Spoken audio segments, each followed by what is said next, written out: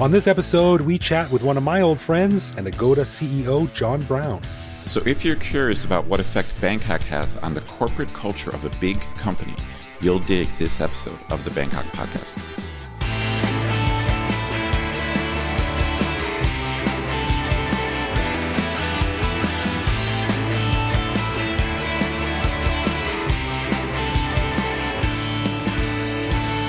Sawadee krap, and welcome to the Bangkok Podcast. My name is Greg Jorgensen, a Canadian who came to Thailand in 2001 and has been unable to leave because I traded my passport for a sweet pair of elephant pants during a drunken outing on Khao San Road. You can't argue with elephant pants. And I'm Ed Knuth, an American who came to Thailand on a one-year teaching contract 19 years ago, fell in love with the travel services provided by a little company called Agoda. So I never left. Ooh, topical. There you go. We want to say a quick thank you to one of our patrons, George Grayling, who supports us at the show shout-out level. Stick around after our interview with Agoda CEO John Brown to hear why George is the world's first beer-powered superhero. Before we start, a huge thanks to all of our patrons who support the show. Patrons get our regular show a day early, behind-the-scenes photos and videos of our interviews, discounts on swag, which you can find on our website, and various other things that aren't available to regular listeners. But best of all, patrons also get an unscripted, uncensored bonus episode every week where we riff on current events and random Bangkok topics. We just finished recording this week's bonus show, and we chatted about how English is, perhaps unfairly, and ironically, the lingua franca of global tourism, and what a pickle you're in if you don't speak it well when you travel. We also talked about the protests in Hong Kong and whether or not Thais are paying much attention to it, as well as what parallels, if any, they have with Thailand's recent past. To become a patron, head to bangkokpodcast.com/support. Yeah, all right. Well, before we jump into it, we have to mention our year-end podcast meetup. It's happening on December 7th at Smalls on Soi Suan Plu. So come on down, have a few drinks with me, Ed, and other listeners. And as a special guest, I just confirmed it tonight, Ed, we will also be joined by one Mr. Tony Zhou, the co-founder and season 1 co-host of the Bangkok Podcast. Excellent, man. I'm glad he's going to be there. I haven't seen him in forever, so it'll be good to catch up. Yeah, I think maybe the last time you saw him was the Bangkok Podcast launch party in 2010. Maybe? No, I think I saw him once with you after that, but yeah. Yeah, we had a couple of events and stuff. But anyway, he's going to be in town, and he'll make it down there, so it'll be really cool to see him and hang out. So come on down on December 7th. We'll have a few drinks. We always have a really good crowd, and it's a fun night. So if you're free, there you go.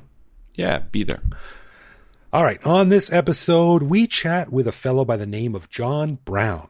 Now, you might not know his name right away, but it's likely that you know the business that he runs. As CEO of Agoda, John oversees a large, dynamic company that allows customers to book millions of hotels around the world. But we were curious, what effect does Bangkok have on the corporate culture of a large company that has an office here? So I sat down with John to talk about this and some of the other interesting elements of his job as the big boss at one of the most energetic, high-tech companies in Asia.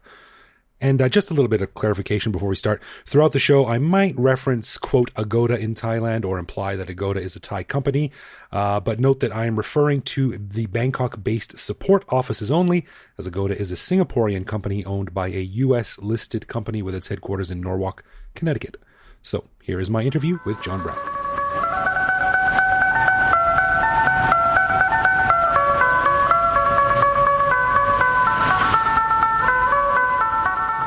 All right, well, we are super psyched to have on the show one of my old friends, definitely one of the nicest people in Bangkok, and most certainly one of Bangkok's most notable business leaders. This is our friend, the CEO of Agoda, Mr. John Brown. John, welcome to the show. Greg, thanks so much. It's great to be here. Now, you and I go way back, actually, like way before Agoda entered the picture. I guess it was about 12 years ago. I was at someone's party, and someone was asking me where I live, and I said, I live in Chinatown. I think I'm the only Farang that lives in Chinatown. And this voice behind me said, wait a minute, I live in Chinatown. And it was you, and that's how we met. It was a long time ago. But thanks so much for coming on the show. I know you're busy, but I wanted to talk not specifically about Agoda, but about operating a large company like Agoda Sure. in Bangkok. So first of all, a very quick bit about Agoda. It's a bit of an institution here in Asia and is actually much bigger than most people think. There's about 5,000 staff located around the world. I wanted to talk to you about some of the challenges you face managing such a large company here, as well as the benefits that Bangkok offers. So the first and most obvious question is, why Bangkok? Yeah, it's a good question. And the simple answer is that the original founders of Agoda were in Bangkok just because they were traveling here back in about the year 2000, actually. And they were working in Phuket, the one person in particular, Michael. And he had the idea to put hotels on the internet way back around 1999 or the year 2000. And he hired a couple of people. Then he hired a couple of more people. Some of them were Thai. A couple of them were his co-founder who had come from America. And the business began to do well, and they were here, and they loved it here in the kingdom. And as we kept growing, we just attracted more and more people, either from Thailand originally or people from overseas who liked it here.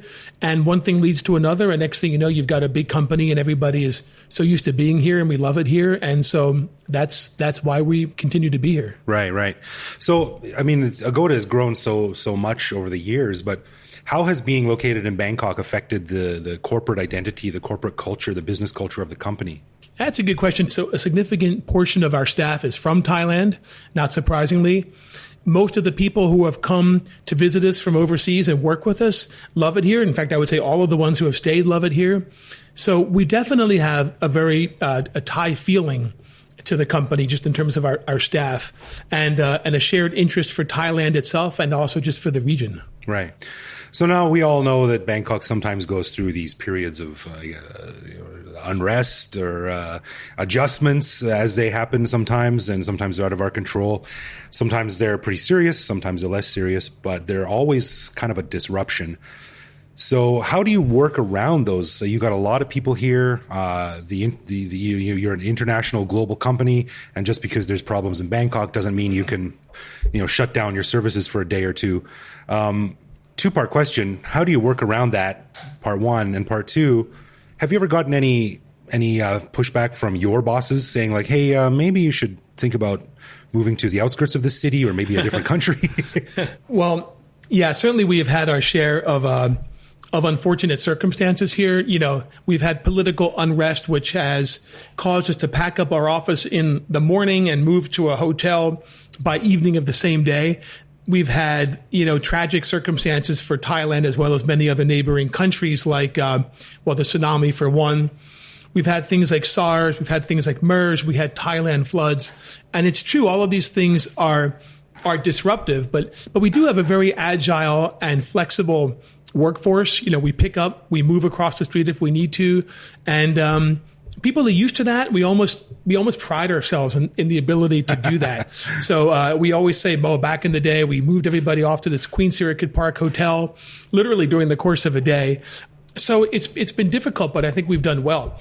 In the earlier days, when Agoda was really just really a startup, some of those events literally almost put Agoda out of business. But by hook and by crook, the two original founders made it all work. Still, and these days, now that we're bigger, again, these things pose disruption for sure, but we get through them. And the question about what my boss says, because people I think maybe do know we're part of the Booking Holdings Group, which is headquartered in the U.S. Right. They I don't think they want to change it. I mean, they see how we operate. They see how much we've become part of Thailand, how much our staff loves it here, how successful we've been, and how effective we've been at managing through these types of crises, that they've said, look, if you guys call the shots, but it looks like you've done a good job. So I wouldn't say there's too much pressure. And, to move an entire company out of a place like this would be very, very disruptive. And it would just somehow, we lose some of what we think, our core culture is. So we love it here, and we intend to stay. I think it's probably the company has reacted the same way that a lot of long-term expats like myself or you have reacted when something like this happens. Like, it sucks, and you just gotta work around it. You got to be flexible, and you got to get on with your life. You just got to deal with it as it comes and go day to day and figure out how to keep going forward, Yeah, it's right. And, and people, we say that about the visitors to Thailand as well. Whenever something flares up and comes into the news and the tourists don't come for a couple of quarters, we always say, look, the tourists always want to come back to Bangkok and to Thailand overall because, you know what, it's a great place. Yeah. And so, yeah, you see something about riots or, not riots, but protests that shows up in the news. And sure, inbound tourism, everybody I think around here knows inbound tourism drops off for a quarter. But then there you have it. After another quarter or two, it's back. I always joke that you could have a guy at the airport smacking people in the head with a stick when they come to Thailand, and they'd still be like, well, that guy did smack me in the head last time, but the rest of the vacation was pretty good, so I'm going to go back. Yeah, it's Teflon Thailand, they say. So, yeah, I mean, we love it here. Yeah, cool. So does being located in Bangkok, does that require any unique investments? Like as a huge company, does that require any unique investments in software, in infrastructure, or personnel to comply with local laws or customs or anything like that? Like does Agoda in Bangkok do anything different or unique from Agoda in any of the other countries you operate in? No, I think that generally we operate like a regular e-commerce company. Sometimes the recruiting can be a little bit more difficult, mainly because of the fact, well, we have a lot of Thai staff, of course, like I mentioned before, and that's great. And, Agoda is considered one of the better employers. So getting Thai staff has been wonderful. And we also do get people from overseas, tech people, for example, who have particular skills that we want to have come into Thailand so they can teach, other staff within Agoda. And that can be a little bit challenging, although I'd say two things. One is, you find some good candidate who is, let's say, in the Silicon Valley. Right. And first of all, that person, their immediate reaction is probably not interested because they think that we're not good enough. And then they start talking, to the tech people. And really, if they know what they're doing, they start digging into the technology and they look around and they say, wait, hold on, this website, these people know what they're doing. And then they get interested. So you have to overcome that first barrier, though, of people saying, like, why am I going to leave the Silicon Valley to go to, a place like Agoda, which they probably haven't heard of, or, they've got some chance of having heard of. But, we're obviously less well known in the States than we are here. And then you have a separate barrier where someone says, okay, I love the idea of Agoda. I really want to come join. But then if they've got a wife and kids, they tell their wife and kids, well, we're going to move to Thailand, which is literally on the other side of the world. Right. And then people get really excited about the job. And then by hook or by crook, then they say, oh, you know what? I can't do it right now. I've got aging parents or, a bunch of things. It's a big move. And I get that. And then the upside, though, is that the people who do come to Agoda, I think that they like it. Like they come to Agoda, they love the Agoda culture. They love, like I said before, they love Thailand. And then, so what I find is that the people you do have come to Agoda tend to really like it. And then they want to stay, myself being one of them. I joined Agoda 9 years ago. And, originally I was on literally like just a couple of month contract with Agoda. And the idea was, well, if you like it, stay. And if not, whatever, who cares? You can always leave. Go work and here I am 9 years later saying, I love Agoda. I love being here in Thailand. And so, I know people who maybe are listening to this podcast know that feeling, know that you come to Thailand for a year, and next thing you know, you've been here 10, 12, 15. Yeah, because I know that very well. I mean, there are just so many appealing things to Thailand overall, to the region, and then in particular to Agoda. So it is a little harder, I guess, in summary, to get some of the people in the door because there are just enough reasons why they don't want to come over here. But when you do get them over here, I think that we tend to have pretty good retention. Well, I think it's interesting. We're continuing on that vein. I think a lot of the perception that a lot of maybe lesser traveled or lesser exposed to the international culture expats might think of Thailand / Bangkok as kind of a backwards third world, nowhere. But that's one of the reasons why this podcast exists, because we've lived here so long, me and Ed, and we really love it here. And there's so much more here that we wanted to highlight and to put a spotlight on, and that's why this podcast exists. So your HR department must have a challenge sometimes to convince people, like you said, like they see this cool company and they're like, oh, but it's in Bangkok. What the hell's in Bangkok?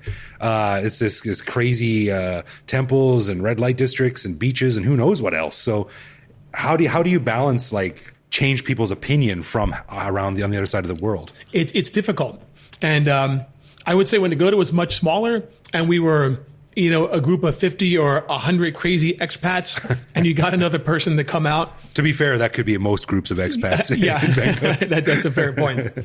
But you get someone coming out and they look at the small group of people and they say, you guys are all crazy.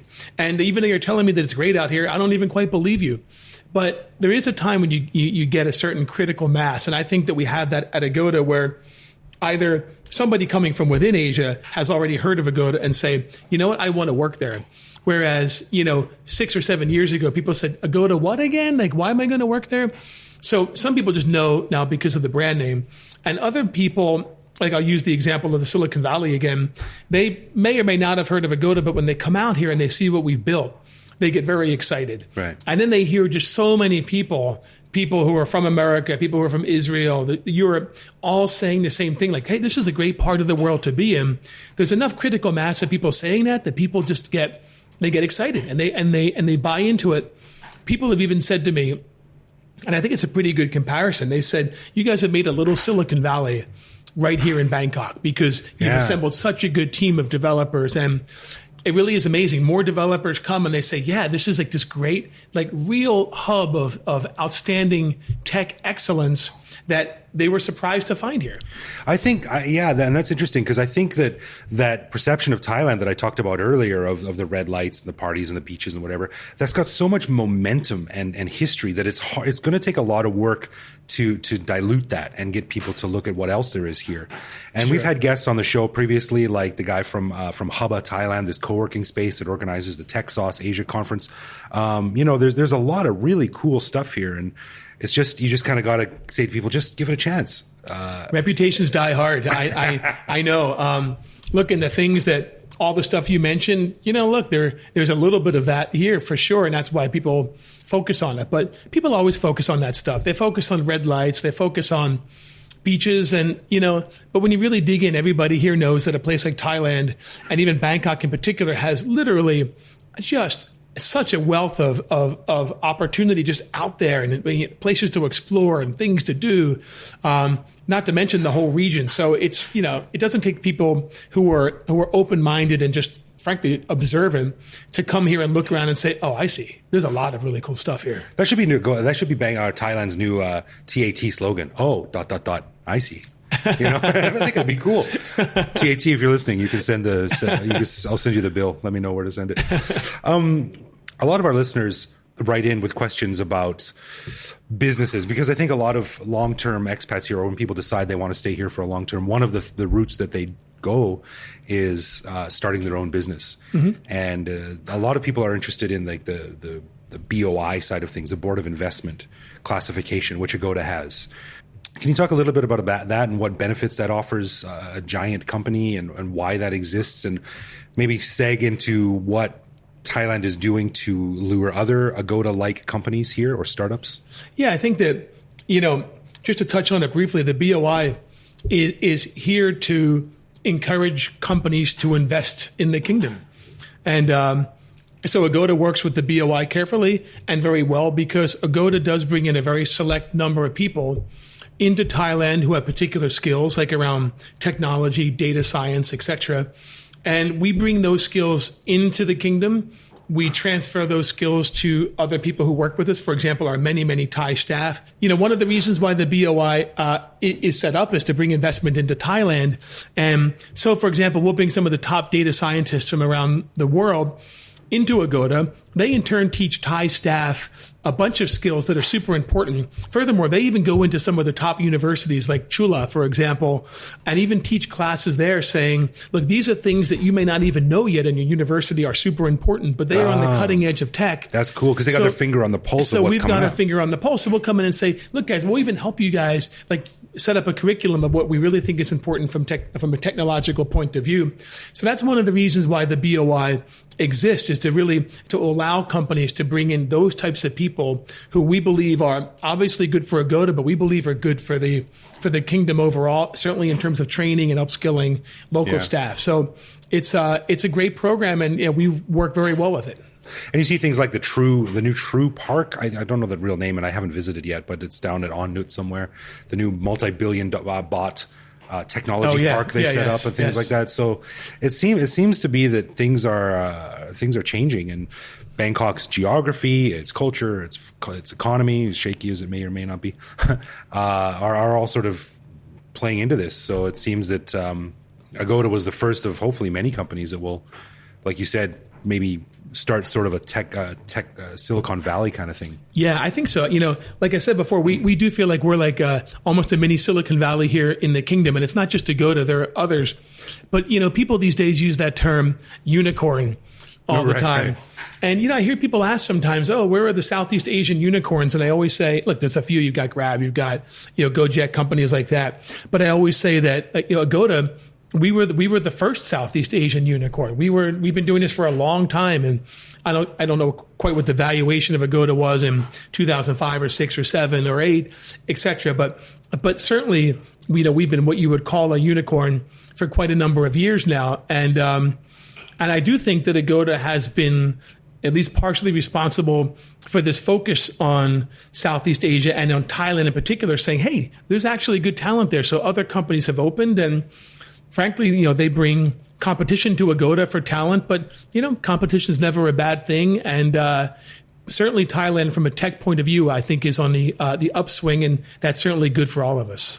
I just keep thinking about that great sci-fi movie, Looper, where the guy from the future comes back and he talks to the young kid, and the kid is studying French because he's like, hey, I want to go to France and like make my fortune in France. This guy from the future is like, kid, go to Asia. I'm from the future. Go to Asia. It's all about plastics. Although these days, of course, it's not about plastics. But we're very lucky, fortunate to have, frankly, been founded in Asia, again, partly by happenstance, because the original founder, Mike, said, I want to go visit Thailand. He did. He worked here. And then he said, let me build a company here, selling hotel rooms effectively to inbound customers. And he was lucky that Asia itself was a big and high growth area. He was lucky that Thailand is a place that everybody likes to come visit. He's lucky that Thailand has that Teflon reputation that even if something goes wrong, people will come back later. So, yeah, I do think that there's been a ton of hard work involved in Agoda, to say the least. But, we picked a great place to be, and I just couldn't be happier. Cool. Well, I think Thailand seems to love you. And like you said, it's Agoda's not a global name like Facebook or anything like that. But certainly in Asia, everyone knows Agoda. We need 10 more years. We'll be a global name. But around nice. Here, people know us. Nice. Less so in Europe or the States. Although I do find, when I first began at Agoda, I've been here 9 years. With Agoda, that is. Although I've been in Thailand for 14. But when I began at Agoda, I'd go to the States. Literally, there'd be a 0% chance that anybody in the States heard of Agoda. But now when I walk around, I would say, I don't know, informally, I would say that 1 out of 5 or 6 or 7 people say, oh, yeah, I know Agoda. Interesting. And it makes me happy. So I think the word is getting out. I think we do have a good product. I would say one more thing, too, that, people that had this notion, well, you build a product which is right for Asia, and that's all well and good, but it may not be right for the rest of the world. But a lot of the innovation these days, it comes out of Asia. So you build a product that can handle all the local payment systems, Alipay, WeChat Pay, that can meet all the demands of what Asians want. And that will, by definition, become successful in the rest of the world, because in so many things regarding tech, Asia's actually ahead of the US. Right. So I feel like we're cutting our teeth here in a really, really difficult market. But it makes it that much more, it's never easy, but it makes us that much stronger when we come to places like Europe and the US, where we can say, hey, we've already done that. All the payment wallets, et cetera, which are barely taking off in the US, we have all that You're stuff. Like cash. Who uses cash anymore? We have it. And so, growing up in Asia and cutting your teeth in one of the world's most competitive spots in the world, because it is that, is ultimately, it's a good asset when you're trying to move outward. It's interesting because a friend of mine was in Beijing last week, and he showed me a video of just a street scene. He said, I recorded this as I was walking down the street. Can you notice anything funny about it? And he played me this little video on his phone. Shanghai or Beijing, can't remember. Anyway, he was in China. And he said, do you notice anything strange about it? And I looked and I watched, and it struck me I could hear the birds. Downtown Shanghai or Beijing sounds like Lumpini Park because everything was electric. There was no screaming motorcycles. There was no buses. And you think of something like that and you're like, Jesus, like that's amazing. In a downtown major metropolitan city, sounds like a park in Thailand. So, I mean, China is obviously leading the push in terms of infrastructure and payments and things like WeChat and Alipay and things like that. Yeah. Line is a Japanese company. Everyone here uses Line, and they're doing Line cryptocurrency, Line wallets and stuff. Yeah. Like that. No, I agree. It's incredible to watch. Yeah, completely. And it's one of those things, if you, you grow up in a challenging market. It's kind of parallels to life in general, but you work in a challenging market where all the payment options are different, all the social media to some extent is different, the chat platforms are different, et cetera, et cetera, et cetera. And you end up doing well in that market, which feels like a real hardship. Like it's hard to succeed here. It's super competitive, but you ultimately find that hardship becomes your asset. Right. Right. Okay. So even like I said before, the difficulty of finding talent who wants to come here, that's a difficulty. We always said to ourselves, oh boy, how easy would it be if we were just sitting in San Francisco?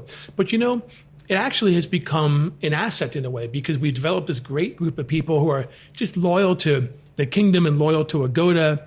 And I feel like, being in this part of the world has certainly, it's really helped forge our culture. Interesting. And for a big company, I think really one of the greatest assets is culture, for sure. Like, that culture, how people work together, what they collectively believe in. So, yeah, it's, I think Bangkok is a great place for that. It's dynamic, it's energetic, it's got influences from all over the world, and it's a great, interesting city. It's a melting pot, to use a term that I learned in grade 10 social studies. So it's a great place to be, and it inspires me, it inspires you, obviously, and it inspires Agoda. So hopefully it won't be the last. One last question. Yes, sir. You want to head down to Chinatown, check out our old stomping ground, get a bowl of noodles sometime? Oh, absolutely. No, I love living in Yaowarat. When I had kids, I moved them out to a place a little bit more convenient, but I miss it there. I still go in there probably every couple of months. And it's amazing, where we lived. We lived almost right on the corner of that Soy Nana. Not the Nana people know around here off of Sukhumvit, but the Nana, which is off of... Not the bad Nana, the good Nana. the good Nana, which is right off of... Well, it's actually still Paramsi, Rama 4. When you cross the bridge at Hualampong, you bend slightly to the right. Yeah. There's a place called Samyak Malmi and a Dr. Me intersection. And that Nana road is right there. And we lived pretty much right on that corner. And that's just kind of become the epicenter of all the new development. There's all those, there's like 6 or 7 bars right on that little street there. I feel like a kind of like a tool for moving away from there, because now Chinatown is super hip, and there's all this cool stuff in my old neighborhood that was never there when I was there. It's super hip. Yeah, when we were there, it was a different time. Yeah, didn't you used to live next to a coffin vendor or something? Yeah, one guy sold. I forget a few. So one guy sold coffins. The other guy was a small pharmacy. One guy sold like chickens, like baby chickens, in those like kind of low, wide, like wicker, shallow baskets that were on his living room floor. Right. But it was great. I befriended my neighbors. I loved it. Everybody was so friendly. They were a little bit, I think, curious about why I would be there. My wife, who was not my wife then, but who is now, we were there together. And yeah, it was great. I could only say good things about the experience there and the neighbors and the welcoming nature of them. All right, man. Chinatown, watch out. We're going to go get some noodles. John, absolutely. Thanks so much for coming on, man. I know you're busy, and it's cool seeing Agoda change things and lead the way for Bangkok becoming a world-class city, a worldier-class city. My pleasure. It's an honor to be here. Greg, thanks so much, and we'll be in touch. We'll see you in Chinatown. Yeah, man. Thanks.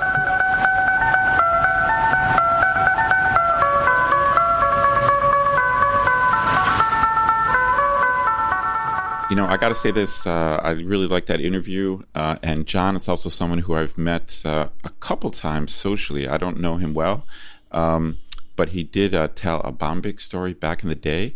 And, for a guy who runs such a big company, he's pretty approachable. Yeah. He's totally down to earth, super friendly. I've never seen him not be happy. He's just a really nice guy to know, and he's always willing to tell a story or listen to your story or have a beer. He's just a really cool guy. Yeah, he is the kind of guy that if I didn't know who he was, I would not guess that he's the CEO of this big company. That's right. He blends in. Yeah, he's kind of a regular guy. He's a regular dude. His office just has a nicer view than mine.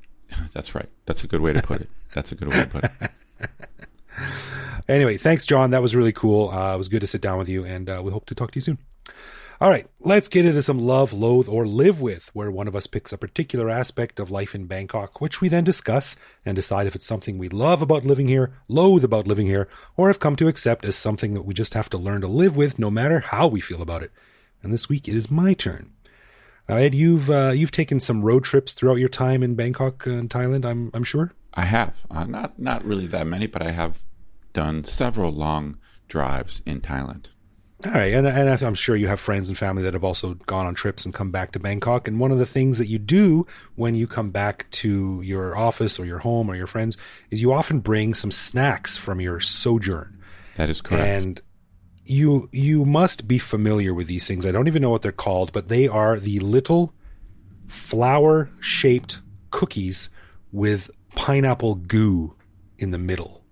Yeah, I do know those things. Not a really big fan. In fact, I know we talked about Thai desserts before, but I'm actually, to be honest, not a big fan of like Thai candy, like stuff like that, like little, not trinkets, but little like Danish type things. And I don't know. There's something about it. Like I'm not a big fan. It's a weird thing. When you started talking, I thought you were gonna just talk about like those Thai gift packages that people just buy full of like random stuff. You know what I mean? Oh, right, that they give to each other in slow motion on the commercials, like with the labels facing the camera. You're like, yeah. Oh, so happy but I guess these things are the kind of things that might be in one of those gift packages. Right. But whatever it is, every time I see those gift packages, whether it's these pineapple things or something else, I just never seem to like any of it. Like you know what I mean? Fair enough. It's like a jar of, there's like a random jar of random jelly in there, and like some others. You know what I mean? Bird's nest soup or some essence of chicken, or yeah, right, essence of chicken, and I don't get it. But I don't know. I mean, what's your take? I feel weird, like since I love Thai food in the main course. Like I loved like general Thai food, but for some reason, like Thai cookies, desserts, pastries, like I just don't like. I'm not into it. I'm with you. They're a lot of the times they're quite questionable, but these particular things, these ones with like the cookies are like a flower shape, and in the middle is like this glob of yellow sticky paste. Do you like them? Apparently flavored like pineapple. I love them, dude. These things are like crack. Oh, that's funny. It's been a while since I've had them, but I don't know. I didn't like them for some reason. I vaguely remember that like the texture of that stuff is just weird, and I didn't like it. Yeah, a lot of the times that the snacks are like too dry, or they taste weird or stale. But these particular things, I don't know what it is, but they just hit my sweet spot, and I could eat a whole bag of them. And of course, you go into a diabetic coma right away. They're just loaded with sugar. But so you don't know what they're called.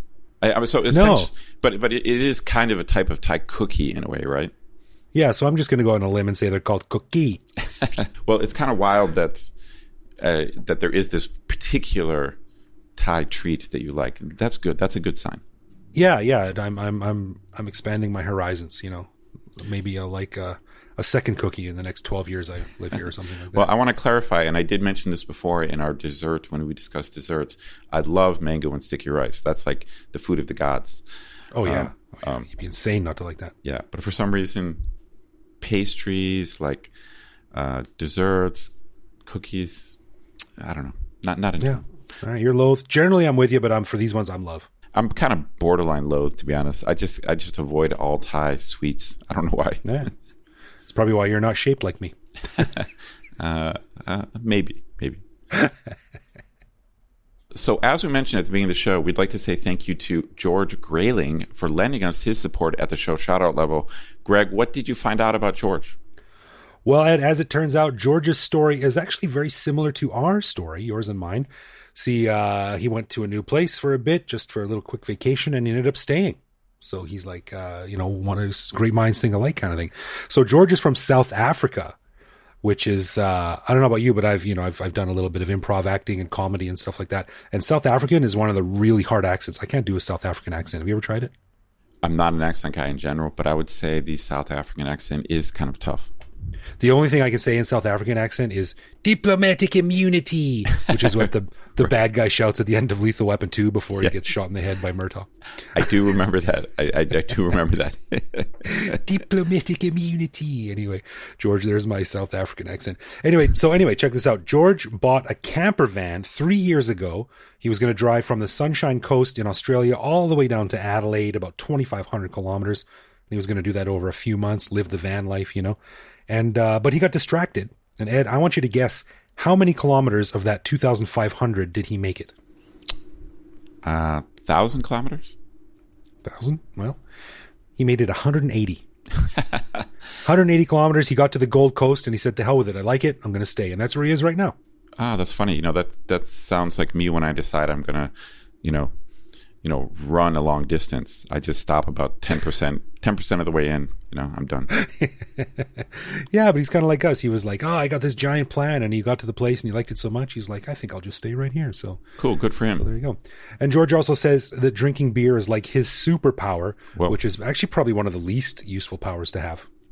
It's only really useful if a brewery explodes or something. Like people are drowning in suds and he shows up, "Aha, I've got you," and he drinks it all or something like that. But George is in Australia, but he says he's obsessed with Thailand, and he says, quote, "I hope one day I can wake up, walk out onto my balcony and take a deep breath of that Thailand funk," which is now also the name of the new Bangkok podcast band, Thailand Funk. I like it. Well, hopefully he gets here soon. Yeah. Thanks, George. Thanks for your support, man. We hope you are surfing and sunning yourself in Australia, and we hope to see you here sometime soon. We can share a cookie or something like that. For sure. Yeah. A final thanks to all of our patrons who help keep the show ad-free. Patrons get a ton of cool perks and the warm, fuzzy feeling knowing that they're helping support the show. Find out more by clicking support on our website. And connect with us online. We're Bangkok Podcast on social media, Bangkok Podcast on the web, or simply bangkokpodcast@gmail.com. We love hearing from our listeners and always reply to our messages. That's right. You can also listen to each episode on YouTube, chat with us online, or even reach out to me directly on Twitter, where I am BKK Greg. So thank you for listening, everyone. See you at the meetup on December 7th, and we'll see you back here next week. See you next week.